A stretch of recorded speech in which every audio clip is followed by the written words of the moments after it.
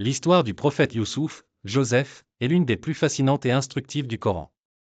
Elle est principalement relatée dans la sourate Youssouf, la 12e sourate du Coran. Youssouf, fils de Yacoub, Jacob, est connu pour son histoire de souffrance et de rédemption, ainsi que pour son rôle de prophète. Youssouf est né dans une famille de 12 frères. Son père, Yacoub, l'aimait particulièrement, ce qui suscita la jalousie de ses autres fils. Un jour, Youssouf a eu un rêve où il voyait 11 étoiles, le soleil et la lune se prosterner devant lui. Il raconte ce rêve à son père, qui l'interprète comme un signe de sa future grandeur. Ses frères, encore plus jaloux, planifient de se débarrasser de lui.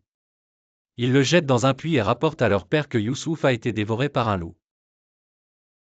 Youssouf est finalement retrouvé par des marchands et vendu comme esclave en Égypte. Il devient le serviteur d'un puissant dignitaire égyptien, mais il est faussement accusé par l'épouse de son maître, Zulekha, de tentative de séduction. Youssouf est emprisonné à tort. En prison, il interprète les rêves de 2 compagnons de détention.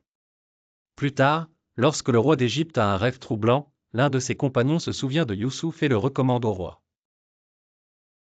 Youssouf interprète le rêve du roi comme annonçant cette année de prospérité suivie de cette année de famine.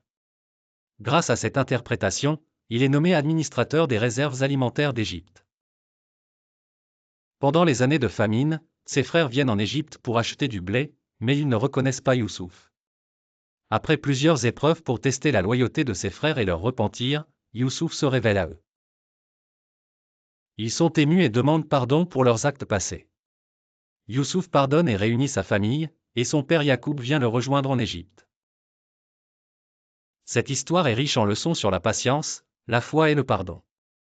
Elle montre comment la persévérance et la confiance en Dieu peuvent transformer des épreuves en bénédictions et comment la fidélité à ses principes peut mener à la rédemption et à la réussite.